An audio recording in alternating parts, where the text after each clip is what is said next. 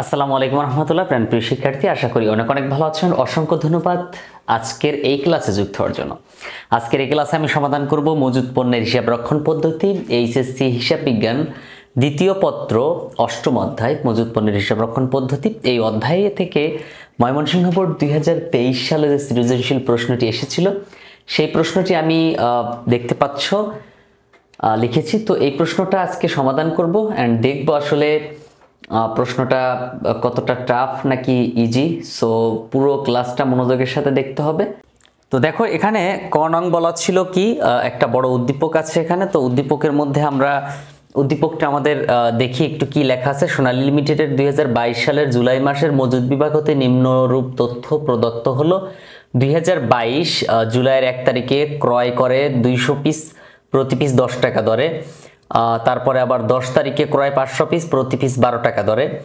তো আমরা একটু দেখি ক নং প্রশ্নে কি বলতে চাইছে। সমাপনী মজুদ মালের পরিমাণ। আমি কিন্তু গত ক্লাসে সেম একটা সৃজনশীল সমাধান করেছি, অনেকটা সেম, মানে ক নংটা একদম মিলে গেছে। তারপর আমরা দেখি খ গ হয়তো মিলে যাবে। তো সমাপনী মজুদ মালের পরিমাণ নির্ণয় করতে হবে। তো সমাপনী মজুদ মালের পরিমাণ কিভাবে নির্ণয় করব ভাই? এটি নির্ণয় করা তেমন কঠিন কিছু না, জাস্ট প্রারম্ভিক যেটা আছে তার সাথে ক্রয়গুলো যোগ করতে হবে এবং বিক্রয়গুলো বাদ দিতে হবে। যেটা প্রতিষ্ঠানে এসছে সেগুলো আমরা কি করব? যোগ করব। আর যেগুলো চলে গেছে সেগুলো বাদ দিব। কার সাথে? প্রারম্ভিকের সাথে। তাহলে আমরা সমাপনীটা পেয়ে যাব খুব সহজে। তো এটার জন্য তেমন কিছু করতে হবে না, খালি একটা ছক করতে হবে, নর্মাল একটা ছক। তুমি যদি ছক নাও করো তারপর হয় যদি সূত্র দিয়ে করা যায়। তো আমি ছক করে সমাধান করি, প্রবলেম কি? ওকে, দেখো এখানে প্রথম ঘরে লিখবো হচ্ছে বিবরণ, তারপর টাকা। টাকা খেয়াল করো, তো এখানে তারিখের একটা ঘর দিয়ে দেই একবারে, তারিখ, তারিখ, বিবরণ, টাকা, টাকা। সো এখানে 1 তারিখে ক্রয় করছে 200 পিস। তাহলে এখানে মজুদ কই? প্রারম্ভিক জের কি আছে? সোনালী লিমিটেডের 2022 সালের জুলাই মাসের মজুদ বিভাগ হতে নিম্নরূপ তথ্য প্রদত্ত হলো 2022 জুলাই 1। আচ্ছা, এখানে কিন্তু দেখো প্রারম্ভিক মজুদটা নাই, মানে বছরের প্রথমে যে মজুদটা থাকে সেটা নাই। সো প্রারম্ভিক মজুদ যেহেতু নাই, তাহলে এখন আমাকে ক্রয় দিয়ে শুরু করতে হবে। তো এখানে ছিল জুলাইয়ের কত তারিখ? জুলাই 1 তারিখ ক্রয় 200 একক, ক্রয় লিখলাম। তো প্রথমটা কারোর সাথে যোগ বিয়োগ করতে হবে না, ক্রয় ক্রয় থাক 200 একক। তারপরে দেখো আবার ক্রয় করছে কত? 500 একক। সো এখানে লিখবো জুলাইয়ের 10 তারিখ ক্রয় 500 একক, সেম ক্রয় 500 একক। তাহলে 500 সাথে 500, 200 সাথে 500 কিন্তু যোগ হবে। এই 200 সাথে 500 কি করতে হবে? যোগ করতে হবে। তারপর আবার ইস্যু আছে 600 একক, এটা আমরা বিয়োগ করব। কত তারিখ? 15 তারিখ। ইস্যু আছে 600, 15 তারিখ ইস্যু 600 একক। এখন আমরা এটা কি করব? বিয়োগ করব। সো এখানে আমরা চাইলে একটু বিয়োগ চিহ্নটা দিয়ে লিখলে ভালো হবে, মাইনাস চিহ্নটা দিয়ে লিখি ইস্যু। ওকে, 15 তারিখ গেল। 20 তারিখে লিখি কি বলছে? 20 তারিখে বলছে ক্রয় 400 পিস, প্রতি পিস 13 টাকা দরে। তো ক্রয় করছে 400 পিস, তাহলে আমরা ক্রয়টা আবার যোগ করব। ক্রয়, ক্রয় আমরা কি করব? যোগ করব। কত? 400 একক, এই যে 400 একক। তারপর আবার ইস্যু করছে 300 পিস। সো এখানে 20-20-এর পরে হচ্ছে 22 তারিখ ইস্যু করছে 300 একক। ইস্যু করলে আমরা কি করি? বিয়োগ করব। ইস্যু বিয়োগ করব। ইস্যু হচ্ছে 300 একক 22 তারিখে 300। তারপর 22 তারিখের পরে 25 তারিখে আবার ক্রয় করছে 300 একক। সো ক্রয় 25 তারিখ ক্রয়, এটা যোগ করতে হবে, এটাও যোগ করতে হতো, আর এটা শুধু বিয়োগ করতে হতো। হ্যাঁ, তাহলে ক্রয় কত একক? আবার ক্রয় করছে 25 তারিখে ক্রয় করছে হচ্ছে 300 পিস। সো 300 আবার এখানে লিখব। ওকে, ইস্যু 300, তারপর ক্রয় 300। এবার বলছে বিনষ্ট পণ্য। বিনষ্ট পণ্য কি করতে হয়? ইস্যুর ঘরে দিতে হয়, মানে বাদ দিতে হয়। সো 25-এর পরে হচ্ছে 30 তারিখ বিনষ্ট, এটা কি করব? বিয়োগ করব। সো এখানে বিয়োগ চিহ্ন দিয়ে লিখি বিনষ্ট। ওকে, বিনষ্ট হয়েছে কত? 200 একক। সো এখানে লিখব 200 একক। এখন আমাদেরকে এখানে ক্যালকুলেশন করতে হবে। একটু দেখো আমি ক্যালকুলেশনটা করি। হ্যাঁ, ওকে, আমি এখানে রেখে ক্যালকুলেশন করি। সো প্রথমে আমাকে যেটা করতে হবে, আমি কিন্তু এখানে ক্যালকুলেশন করার সিস্টেমটা নিয়ে আসছি, একটু দেখো, তাহলে আরো ক্লিয়ারলি বুঝতে পারবে। তো এখানে প্রথমে ক্রয় 200 একক, তো আমি 200 একক এখানে তুললাম। তারপরে ছিল কত, যোগ করতে হবে আবার ক্রয় 500 একক, সো এখানে যোগ 500 একক। তারপরে ক্রয় 500 এককের পরে আবার ইস্যু করছে 600 একক, সো এখানে যোগ 600 একক, সরি যোগ না, ইস্যু করছে যেহেতু 600 একক তাহলে বিয়োগ করতে হবে, বিয়োগ 600 একক। তারপর বিয়োগ করব 600 এককের পরে আবার 400 একক যোগ করতে হবে, এই যে 400 একক যোগ করতে হবে, যোগ 400। তারপর 400 একক যোগ ক্রয়, তারপর আবার ইস্যু করছে 300 একক বিয়োগ 300 একক, বিয়োগ 300 একক। তারপর আবার ক্রয় করছে যোগ 300 একক, সো যোগ করো 300 একক। তারপরে বিনষ্ট হয়েছে 200 একক, মাইনাস 200 একক।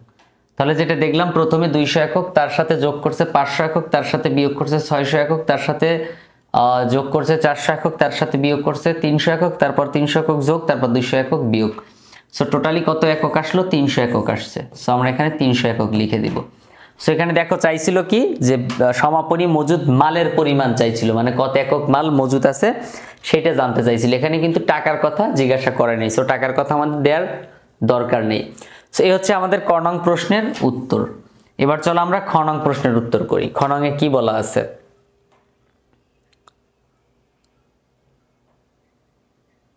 দেখো খ নম্বরে বলা আছে যে তোমার হচ্ছে এখানে দেখো, ফিফো পদ্ধতিতে মাল খতিয়ান প্রস্তুত করো। কি পদ্ধতি বলছে, ফিফো পদ্ধতি বলছে। তো ফিফো মানে কি, ফার্স্ট ইন, মানে আগে ইন করছে, আগে আসছে। সো আগের মাল আগে ছাড়তে হবে, first in first out, first in first out, মানে আগের মাল আগে ছাড়তে হবে। সো আমরা সেম কাজটাই করবো, আগের মাল আগে ছাড়বো, অর্থাৎ ফিফো পদ্ধতিতে অঙ্কটা করব। তো আমরা এখানে চাইলে এই আগের মাল আগে ছাড়া পদ্ধতি কঠিন হয়ে যায় লেখাটা, এই জন্য আমরা এখানে ফিফো এফও এভাবে লিখতে পারি, ফিফো পদ্ধতি। ওকে, এবার এখানে আমরা যেটা করব সেটা হচ্ছে, আমরা এখানে মাঝখানে লিখব তারিখ, প্রথম ঘরে তারিখ, তারপর এই ঘরে লিখব বিবরণ, বিবরণ, তারপরে এখানে লিখব প্রাপ্তি বা ক্রয়, প্রাপ্তি বা ক্রয়, তারপরে ঘরে ইস্যু বা প্রদান, ইস্যু বা প্রদান, ইস্যু বা প্রদান, তারপরের ঘরে জের, তারপরের ঘরে কি লিখবো, জের লিখবো। সো আমরা কিন্তু আমাদের শিরোনামগুলো লিখলাম। এখানে আরেকটা শিরোনাম বাকি আছে, এই যে মাঝখানে এই লাইনটা পরিমাণ, এখানে আমরা লিখবো সচরাচর এই ঘরগুলোর মধ্যে কি লিখবো, পরিমাণ, দর, টাকা। একটা ঘরে পরিমাণ, তারপরের ঘরে দর, তারপরের ঘরে টাকা। সেম আবার পরিমাণ, তারপর দর, তারপর টাকা, পরিমাণ, দর, টাকা। খেয়াল করছো, তিনটা ঘর, তিনটাই কিন্তু একই রকম, পরিমাণ, দর, টাকা, পরিমাণ, দর, টাকা, পরিমাণ, দর, টাকা।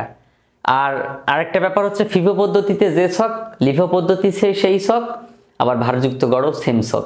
সো তোমাদের জন্য কিন্তু একটা সহজ ব্যাপার হয়ে গেল, যে মানে এটা একবারে খুবই সহজ একটা অঙ্ক, ইজি অঙ্ক। মানে তবে সময় লাগে, এই অঙ্কটা সমাধান করতে সময় লাগে, এই সময় ব্যয় হয় অনেক, কিন্তু এটা শিওর পারা যায়। এবং একটু দুর্বল স্টুডেন্টদের জন্য এটা হচ্ছে একটা গিফট, আল্লাহ প্রদত্ত। ওকে, তো তারপর দেখো, এবার আমরা মূল ইনফরমেশনে চলে যাই। আমাদের ছকের কাজ শেষ। ছকটা আমি অলরেডি এখানে করে রেখেছিলাম আগেই, না হলে এখানে সুন্দর করে দেয়া যাইতো না। তো তারপর দেখো, প্রথমে আমরা চাই 1 তারিখে। 1 তারিখে বলছে কি, ক্রয় করছে 200 পিস, প্রতি পিস 10 টাকা। সো আমরা এখানে লিখব 2022 সাল। কি লিখব, 2022 সাল। তারপরে লিখব হচ্ছে জুলাইয়ের কত তারিখ, জুলাই 1 তারিখ। বিবরণের ঘরে লিখব ক্রয়। তো ক্রয়টা প্রাপ্তি বা ক্রয়ের ঘরে লিখব সবসময় প্রতি পিস 10 টাকা, 200 পিস, তাহলে পরিমাণ হচ্ছে 200 পিস, আর 10 টাকা করে কিনছে, 10 টাকা, তাহলে 200 গুণ 10। এখানে আমরা হিসাব করব কি, এই যে 200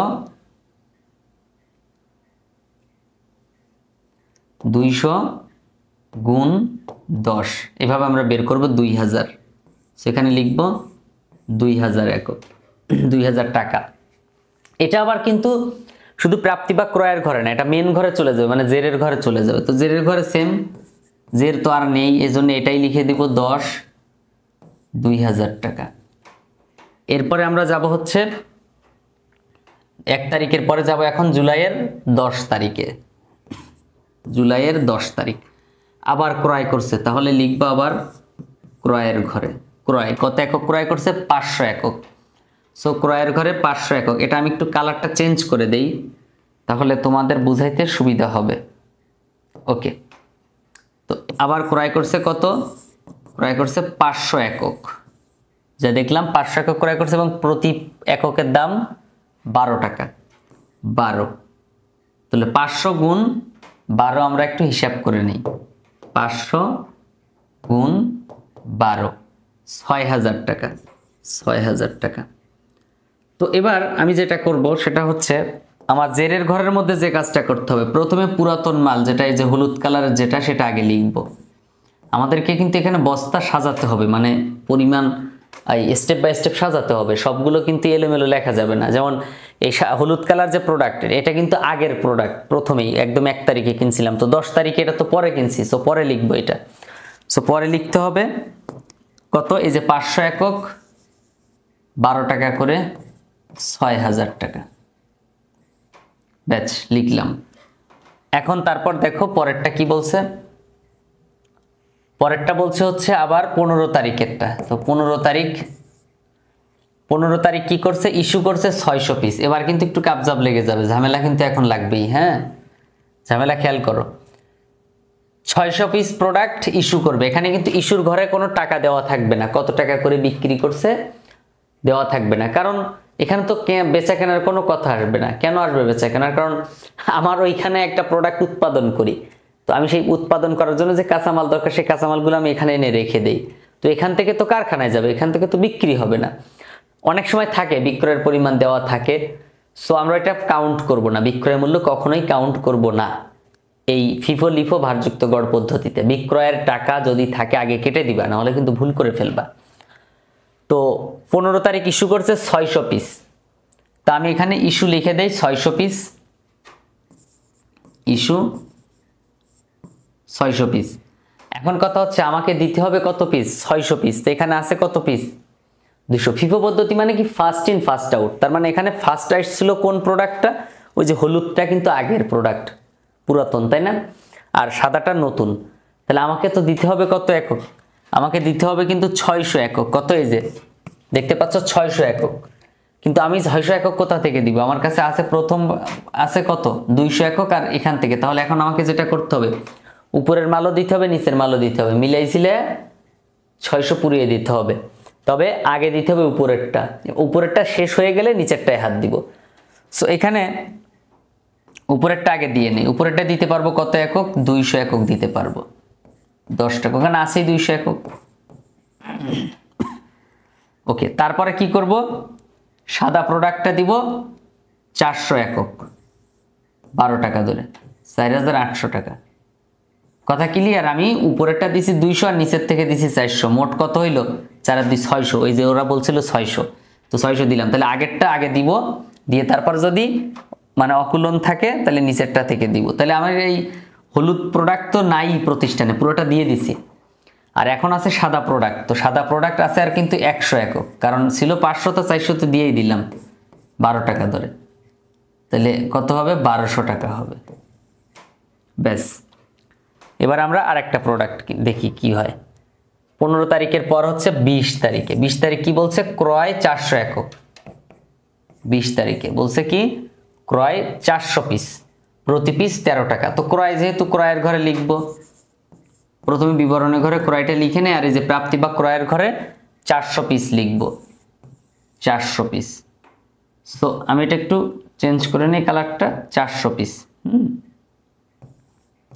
400 পিস, এবং প্রতি পিসের দাম হচ্ছে 13 টাকা। এই যে 13 টাকা, সেখানে লিখব 13। তো 13 এবং এই যে আমরা একটু হিসাব করে নিই, 13 এবং 400 কত হয় দেখো। 13 গুণ 400 5200। তাহলে এখানে লিখব কত? 5200। এখন যেটা করতে হবে, ওখানে অলরেডি আমাদের হাতে একটা প্রোডাক্ট আছে, এই যে 100 পিসের একটা প্রোডাক্ট আছে, যার দাম ছিল 12 টাকা 1200 টাকা মোট দাম। এখন এই যে লাল কালারের আরেকটা প্রোডাক্ট চলে আসছে, সেটা এখন আমরা নিচে লিখব 13 টাকা ধরে, 5200 টাকা। ব্যাস হলো। তো এখন কি করতে হবে দেখো, সরি, এখন হচ্ছে 20 তারিখের পরে 22 তারিখ ইস্যু 300 পিস। তো আমরা এখানে লিখি 22 তারিখ ইস্যু। সো এখন কিন্তু আমরা কি করব, ইস্যু করব। সো ইস্যু করার সময় দেখো কত একক ইস্যু করতে হবে, 300 একক। তো আমি যে 300 একক দিব, কিভাবে দেব, আমার তো আছে প্রথম প্রোডাক্ট আছে 100। সো এখন আমি 300 এক জায়গা থেকে দিতে পারতেছি না, এক জায়গা থেকে দিতে পারবো না, এটা পুরাতন মাল, এটা নতুন মাল। তো পুরাতনটা দিব, দেওয়ার পর এটা যখন হয়ে যাবে কমপ্লিট, দেয়া শেষ হয়ে যাবে, এই প্রোডাক্ট যখন না থাকবে তখন আমি নতুনটায় হাত দিব। সো আগে আমি সাদা প্রোডাক্টটা দিয়ে নেব 100 পিস, 12 টাকা দামেরটা, 100 পিস 12 টাকা দামেরটা দিয়ে নিলাম। নেওয়ার পর এখন কি করতে হবে, এখন আমাকে আরো কতটা দিতে হবে, আমার তো মোট দিতে বলছে কত, 300 একক। তো আমি তো এখান থেকে 100 দিলাম, কত দিলাম, 300 একক দেওয়ার কথা বলছে, তো আমি 100 তো এখান থেকে দিয়ে দিলাম, তাহলে আরো দেওয়া লাগবে কত, 200।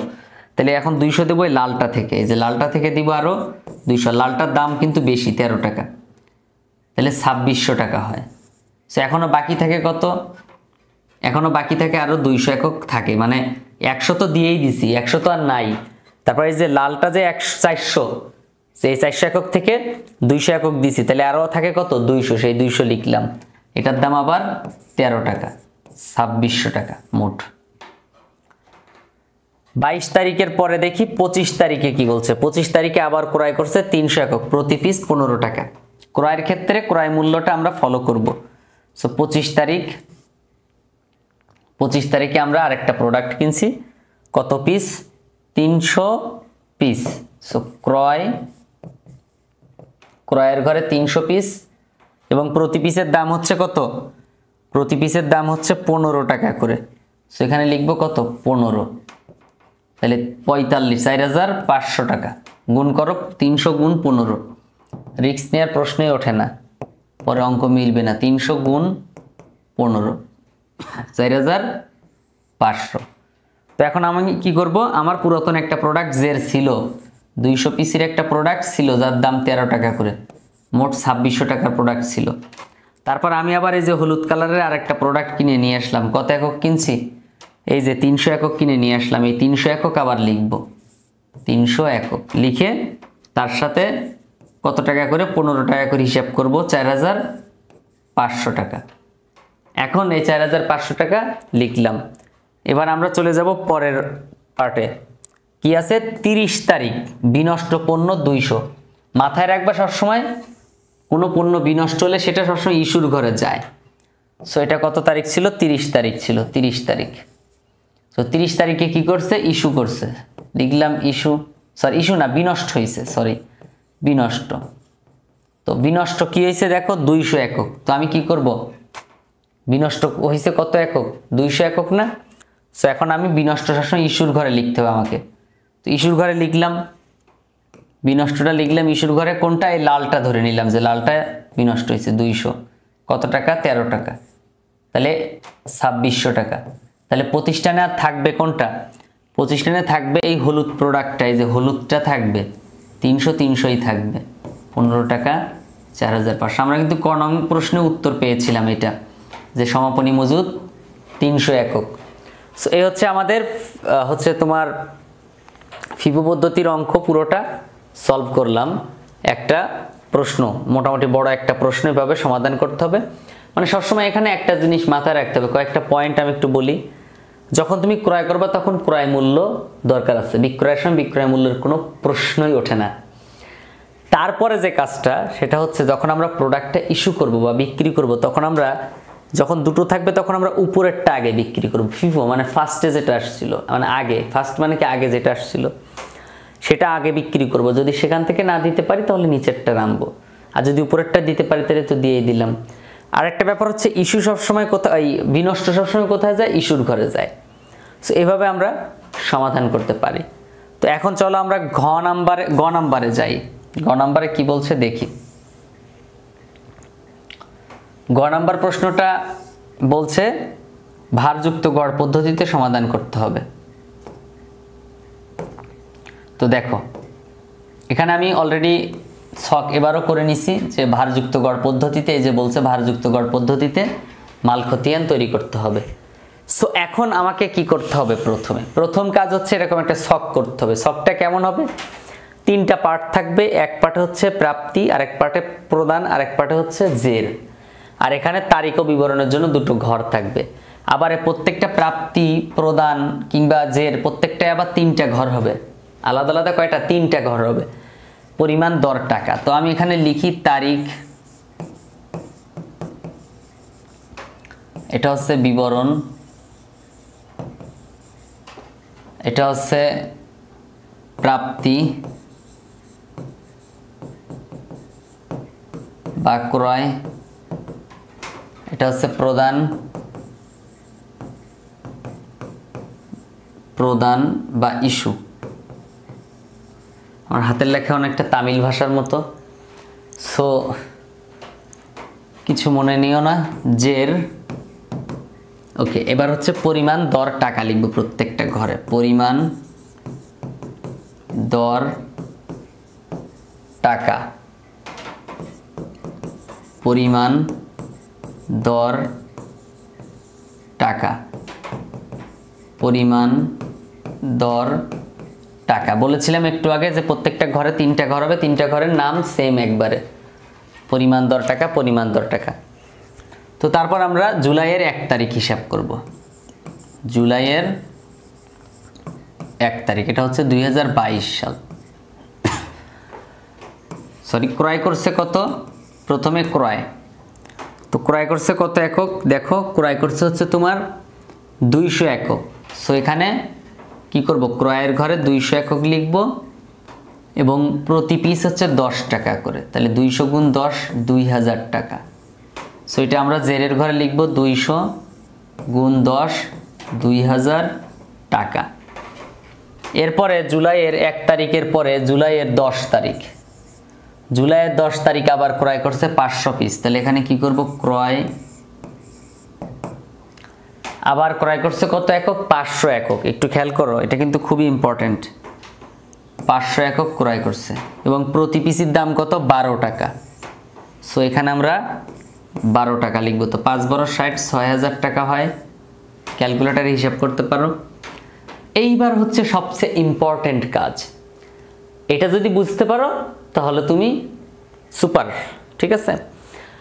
এই পরিমাণ এবং এই জেরের পরিমাণ যেটা কিনছি সেই ঘর, মানে কিনছি কোথায়? এই যে এটা প্রাপ্তি বা ক্রয় পরিমাণ, আর জেরের যে পরিমাণ, এই 2 পরিমাণ যোগ করব, এই লালটা এবং এই সাদাটা। তো 500 আর 200 কত হয়? 700 এখানে লিখতে হবে। একক আর একক যোগ করতে হবে। তারপর টাকা এবং টাকা, এখানে আছে 2000, এখানে আছে 6000, তাহলে হবে কত? 8000 টাকা হবে। টাকা টাকা যোগ করছি, পরিমাণ যোগ করছি, সরি। এইবার হচ্ছে আমাদের এই যে দর, যেটা পরিমাণ, দর, টাকা, মাঝখানে যে কত করে, এটা তো হিসাব নাই, এটা বের করতে হবে। তো কিভাবে? এই 8000কে ভাগ দেব, কত দ্বারা ভাগ দেব? 700 দ্বারা। তো 700 দ্বারা ভাগ দিলাম। 8000কে 700 দ্বারা ভাগ দিলে কত আসে? 11.42। তো 2 এর পরে 8 আছে, তার মানে 2 ঘরের পরে 3 নাম্বার ঘরে যদি 5 বা তার চেয়ে বেশি থাকে তাহলে আগের ঘরে আমরা 1 যোগ করতে পারি। তাহলে 42 না লিখে 43 লিখতে পারি।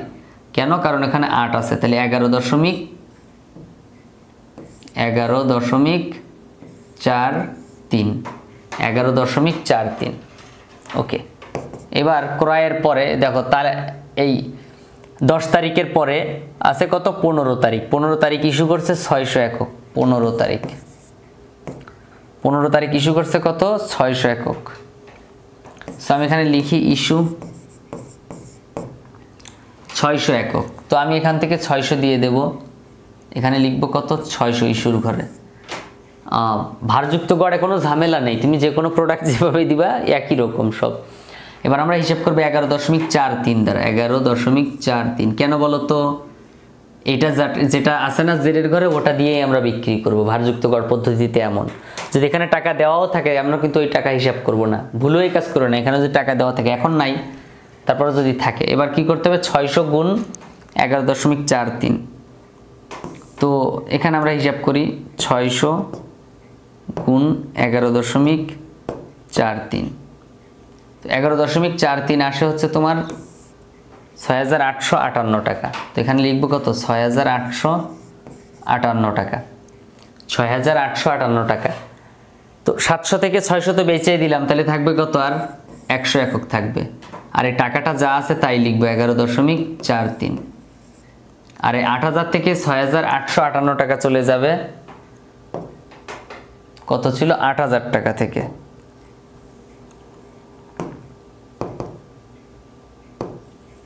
1,142 টাকা, 1,142 টাকা। ওকে, 1,142 টাকা। তো এই হচ্ছে আমাদের, দেখো 15 তারিখের কাজ শেষ। এখন হচ্ছে আমরা যাব 20 তারিখে। তো 20 তারিখে কি বলছে দেখো, আবার ক্রয় করছে 400 একক। তো এখানে আমি লিখি কত তারিখ? এটা 20 তারিখ। ক্রয় করছে 400 একক। এই ক্রয়ের সময় একটু ফলো করো, ক্রয় করছে কত একক? 400 একক।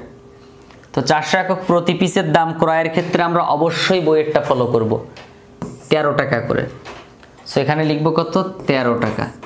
তো চলো আমরা একটু হিসাব করে নেই।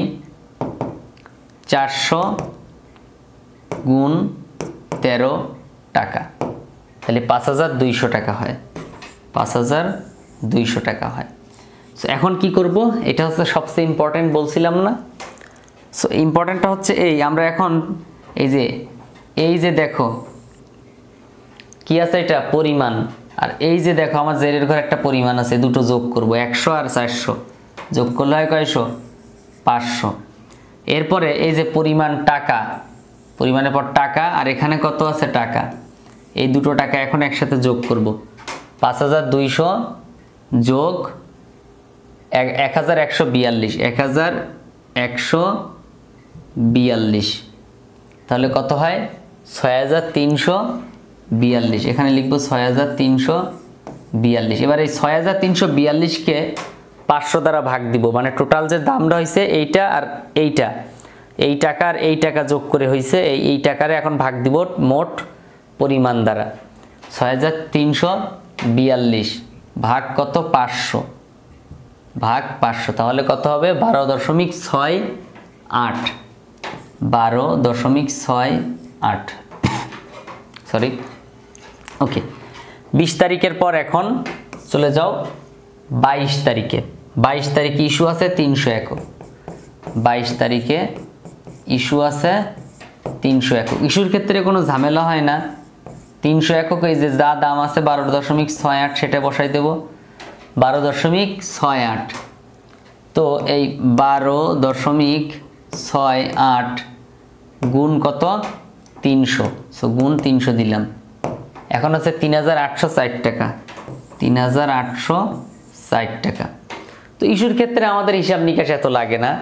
500 থেকে 300 গেলে 200, 500 থেকে 300 গেলে 200, আর 3,860 6,342 থেকে বাদ দিতে হবে। তো 6,342 মাইনাস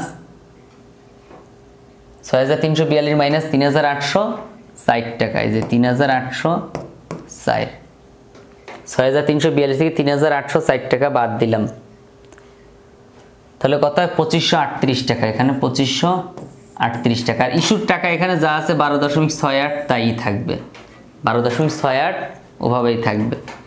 সো এখন 22 তারিখের পরে চলো আমরা দেখি পরেরটা কি আছে। ক্রয় আছে 25 তারিখ 300 পিস। ক্রয় আছে কত? 300। তাহলে লিখব কি? ক্রয় 300।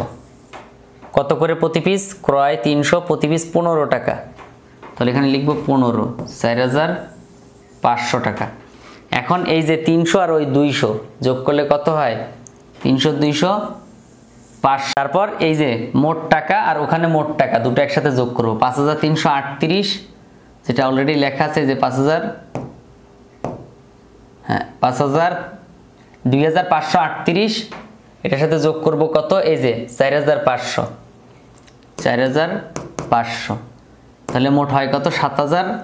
38 টাকা। তাহলে এখানে লিখবো 7038 টাকা। আর এই 200 আর এই যে 300 আর 200 অলরেডি যোগ করে 500 বসাইছি। এখন এই 7038 টারে ভাগ দেব কত দ্বারা? 500 দ্বারা। 500 তাহলে কত? 14.076। 14 দেখো 14.076। 14.076 আমরা 3 ঘর ছিল ওটুকু লিখে নিলাম একবারে। এখন আমরা যেটা করব, বিনষ্ট পণ্য আছে 30 একক। তাহলে এখানে লিখব কত? এটা হচ্ছে 30 তারিখ, ওটা ছিল 25 তারিখ। বিনষ্ট কি লিখব? বিনষ্ট। বিনষ্ট কত একক? 200 একক। তাহলে আমরা ইস্যুর ঘরে 200 একক লিখব। টাকা 14.076। 14.076 গুণ দিব কত দ্বারা? এই যে 200 একক দ্বারা। আমরা কিন্তু টাকা ওইখানেরটাই ফলো করব। তাহলে কত হয়? 2815 টাকা। 2815 টাকা। পয়েন্টের পরে ছোটখাটো মানটা ধরার দরকার নেই। তো 200 থেকে 500 থেকে 200 গেলে থাকে কত? 300। 7038 থেকে এটা বাদ দাও, 2815 বাদ দিতে হবে। 2815 বাদ দিতে হবে। কত ছিল ওখানে? 7038। 7038 তাহলে 2813 বাদ দিতে হবে। 7038 থেকে 4225 হবে। 4225। এখন এই 4225 হইল, আর এখানে মাঝখানে যে দাম ছিল সেই দামই থাকবে। কেন থাকবে? কারণ আমরা ইস্যুর ক্ষেত্রে কিংবা বিনষ্টর ক্ষেত্রে আমাদের ওইখানে চেঞ্জ হয় না, টাকাটা চেঞ্জ হয় না। যে কোনো পণ্য বিক্রি করলে কিংবা ইস্যু করলে ওইখানে টাকার ফিগারটা চেঞ্জ হয় না। তো এই হচ্ছে ফিফো লিফো পদ্ধতির খুব গুরুত্বপূর্ণ একটা অঙ্ক। সো আশা করি পরবর্তী ক্লাসগুলোতে সাথে থাকবে, এবং ভিডিওটি ভালো লাগলে লাইক দিতে পারো, মতামত থাকলে তো কমেন্ট করে জানাতে পারো। আর তুমি যদি এমনই সব গুরুত্বপূর্ণ ক্লাসগুলো পেতে চাও তাহলে অবশ্যই চ্যানেলটা সাবস্ক্রাইব করে রাখবে, বন্ধু বান্ধবের সাথে শেয়ার করবে। পরবর্তীতে ইনশাল্লাহ আরও নতুন কোনো ভিডিও নিয়ে নতুন কোনো বোর্ড প্রশ্ন, আর হ্যাঁ তুমি চাইলে কমেন্ট লিখতে পারো কোন বোর্ড প্রশ্ন সমাধান করে দিতে হবে, তাহলে আমি সেটাই সমাধান করব সবার আগে। দেখা হচ্ছে পরবর্তী ক্লাসে। আসসালামু আলাইকুম রহমতুল্লাহ।